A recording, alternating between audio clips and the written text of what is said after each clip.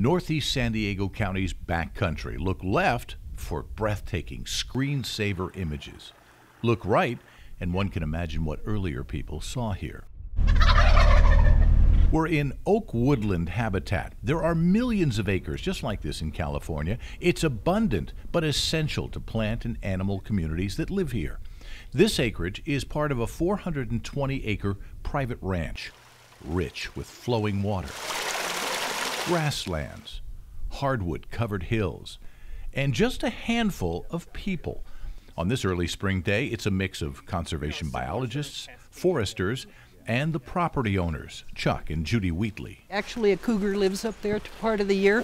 Judy is a naturalist at heart.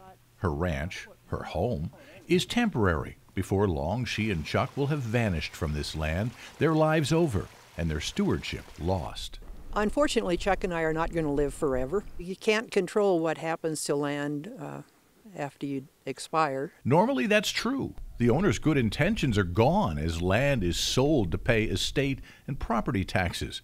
This land could be a golf course or filled with mountain homes. The Wheatleys don't want that and found a way to make sure on their acreage nature will take its course. They signed what's called a conservation easement, turning over management of the property to the Nature Conservancy. We read it in a Farm Bureau, a California Farm Bureau publication. And they jumped with both feet, gave away the right to do much else other than live on their own land. To be honest, though, it's good for us because in addition to having just the feel-good of knowing that we're protecting something, we got a tax write-off. And the land gets people like Zach Principe, a field biologist surveying what's here and letting nature just be. I'm thinking those are tree frog tadpoles. This single quarter-acre vernal pool is home to many dozens of plants and vertebrates, birds, fairy shrimp. You know, you get your amphibians, you get your invertebrates, and then your plants.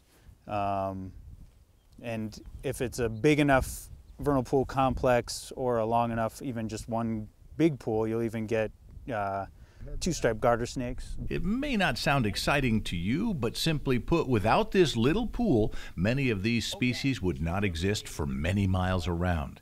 Each tiny creature plays a role in the health of the larger forest and its creatures. The Wheatley's role in this forest is likely to keep it safe from development, safe for nature to just take its course.